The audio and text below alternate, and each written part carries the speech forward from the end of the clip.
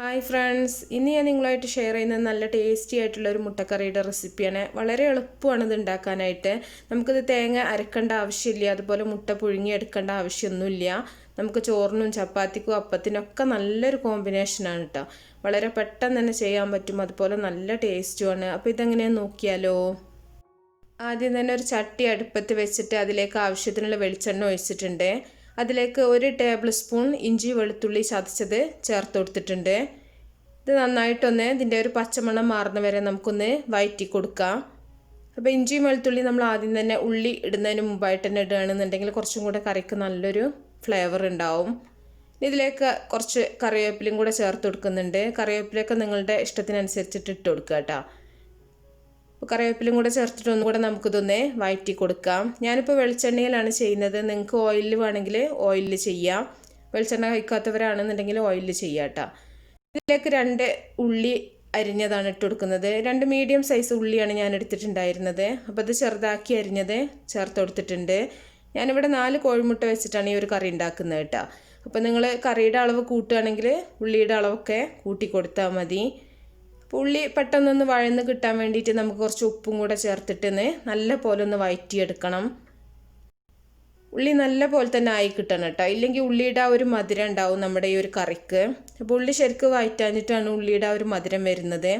അപ്പോൾ ഉള്ളി നല്ല പോലെ തന്നെ വഴന്ന് വന്നിട്ടുണ്ട്, എണ്ണയൊക്കെ തെളിഞ്ഞ് വന്നിട്ടുണ്ട്. ഈ ഒരു സമയത്ത് നമുക്കിതിലേക്ക് ഒരു വലിയ തക്കാളി അരിഞ്ഞതും കൂടെ ചേർത്ത് കൊടുക്കാം.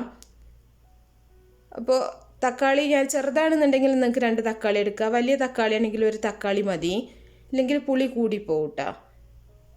അപ്പോൾ ഒരുപാട് പുളിപ്പ് ടേസ്റ്റ് ഉണ്ടാവില്ല. ഇനി ഇതിലേക്ക് നിങ്ങളുടെ എരിവിന് ആവശ്യത്തിനുള്ള പച്ചമുളകും കൂടെ ചേർത്ത് കൊടുക്കാം. പച്ചമുളകൊക്കെ ഓരോരുത്തരുടെ എരിവിനനുസരിച്ചിട്ട് എടുക്കുക കേട്ടോ. നല്ല സ്പൈസി ആയിട്ട് വേണമെന്നുള്ളവരാണെങ്കിൽ നന്നായിട്ട് പച്ചമുളക് ചേർക്കുക. അപ്പോൾ പച്ചമുളകും തക്കാളിയും ചേർത്തിട്ട് നല്ല പോലെ തന്നെ വഴറ്റിയെടുത്തിട്ടുണ്ട്. ഇനി നമുക്കിതിലേക്ക് മസാലപ്പൊടികളൊക്കെ ചേർത്ത് കൊടുക്കാം. ഞാൻ 2 ടീസ്പൂൺ മല്ലിപ്പൊടിയാണ് ചേർക്കുന്നത്. 2 ടീസ്പൂൺ നിറച്ചിട്ട് തന്നെ എടുത്തിട്ടുണ്ട്. അതുപോലെ ഒരു 3/4 ടീസ്പൂൺ മഞ്ഞൾപ്പൊടി ചേർത്ത് കൊടുക്കുന്നുണ്ട്. ഒരു 1/2 ടീസ്പൂണിനേക്കാളും കൂടുതലുണ്ട്. ഇനി 1 ടീസ്പൂൺ മുളക് പൊടിയാണ് ചേർത്ത് കൊടുക്കുന്നത്. മുളക് പൊടി നിങ്ങളുടെ എരിവിനനുസരിച്ചിട്ട് നിങ്ങൾ എടുക്കുക കേട്ടോ. ഞാൻ നാടൻ മുളക് പൊടി ആയതുകൊണ്ട് തന്നെ കളറില്ലെങ്കിലും എരിവുണ്ട് ഇത്. അപ്പോൾ കശ്മീരിയൊക്കെ ആണെന്നുണ്ടെങ്കിൽ നിങ്ങൾക്ക് കുറച്ച് കൂടുതലായിട്ട് ചേർക്കാം. ഇനി ഒരു 1/2 ടീസ്പൂൺ ഗരം മസാലയും കൂടെ ചേർത്ത് കൊടുക്കുന്നുണ്ട്. ഞാൻ മുളകിൻ്റെ അളവ് എപ്പോഴും പറയാത്തതിൻ്റെ കാരണം ചിലർക്ക് നന്നായിട്ട് തന്നെ നല്ല എരിവ് വേണ്ടി വരും. അപ്പോൾ അതിന് നിങ്ങളുടെ എരിവിനനുസരിച്ചിട്ട് ചേർത്ത് കൊടുത്താൽ മതി. ഇനി മസാലകളൊക്കെ നമ്മൾ ചെറിയ തീയിലിട്ടിട്ട് നല്ല പോലെ ഒന്ന് വഴറ്റിയെടുക്കണം, അല്ലെങ്കിൽ ഈ മസാലയുടെ ഒരു പച്ചക്കുത്തൊക്കെ ഉണ്ടാവും കേട്ടോ. അതൊക്കെ മാറുന്ന വരെ വഴറ്റിയിട്ട് നമ്മളിതിലേക്ക് ആവശ്യത്തിനുള്ള വെള്ളം ഒഴിച്ച് കൊടുക്കുക. ഒരു 2 കപ്പ് വെള്ളം ഒഴിച്ചിട്ടുണ്ട്. ഇനി ഇത് നന്നായിട്ട് തിളച്ചിട്ടൊന്ന് കുറുകി വരണം. അപ്പോഴേക്ക് ഉള്ളിയും തക്കാളിയും എല്ലാം ഒന്ന് നന്നായിട്ട് മസാലയിൽ എല്ലാം കൂടെ ഒന്ന് നന്നായിട്ട് മിക്സായി വരും.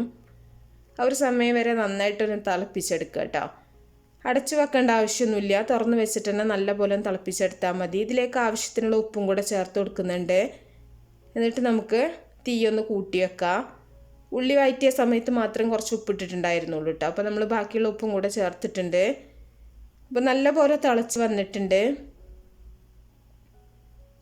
കുറച്ച് സമയം ഒന്ന് തിളപ്പിച്ചെടുക്കുക. ഈ ഒരു സമയത്ത് നിങ്ങൾക്ക് ഉപ്പ് എരിവൊക്കെ നോക്കട്ടോ. ഇതിലേക്ക് നമ്മൾ കോഴിമുട്ട നല്ല തിളച്ചുകൊണ്ടിരിക്കുന്ന സമയത്ത് തന്നെ കോഴിമുട്ട ഒഴിച്ചു കൊടുക്കുക. കോഴിമുട്ട ഒഴിച്ചിട്ട് നമ്മൾ ഇളക്കി കൊടുക്കരുത് കേട്ടോ. സാധാരണ നമ്മളിങ്ങനെ ഇളക്കിയിട്ട് സ്ക്രാമ്പിൾ ചെയ്തിട്ട് അങ്ങനെ മുട്ടക്കറി ഉണ്ടാക്കാറുണ്ട്. ഇത് നമ്മൾ മുട്ട ഇളക്കി കൊടുക്കരുത്, മുട്ട അതിൽ കിടന്നിട്ട് വെന്ത് കിട്ടണം. അപ്പോൾ 4 കോഴിമുട്ട ഒഴിച്ചിട്ടുണ്ട്. ഇനി നമുക്ക് ഇളക്കി കൊടുക്കണ്ട കേട്ടോ. നമുക്ക് വേവാൻ വേണ്ടിയിട്ട് ജസ്റ്റ് ഒന്ന് മിക്സ് ചെയ്താണ് ഞാൻ, അല്ലാതെ ഒന്നായിട്ട് നമ്മളിത് സ്ക്രാമ്പിൾ ചെയ്യുന്നില്ല. അപ്പോൾ നമ്മുടെ കറി റെഡി ആയിട്ടുണ്ട്. തീ ഓഫ് ചെയ്തിട്ടുണ്ട്. ഇനി കുറച്ച് മല്ലിയിലും കൂടെ ഒന്ന് സ്പ്രെഡ് ചെയ്ത് കൊടുക്കുന്നുണ്ട്. മല്ലിയില നിങ്ങളുടെ ഇഷ്ടത്തിനനുസരിച്ച് ചേർത്ത് കൊടുക്കുക.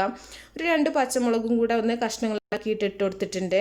അപ്പോൾ നല്ല ടേസ്റ്റി ആയിട്ടുള്ള മുട്ടക്കറി ഇവിടെ റെഡി ആയിട്ടുണ്ട്. ഇതുപോലെയാവും മുട്ടയുടെ പീസ് നമുക്ക് കിട്ടുക. അപ്പോൾ എല്ലാവരും ഒന്ന് ഉണ്ടാക്കി നോക്കുക കേട്ടോ. അപ്പോൾ നല്ല ടേസ്റ്റാണ്. ഇഷ്ടപ്പെട്ട ലൈക്ക് ചെയ്യുക, ഷെയർ ചെയ്യുക. നല്ല റെസിപ്പികളൊക്കെ ആയിട്ട് അടുത്തൊരു വീഡിയോയിൽ കാണാം.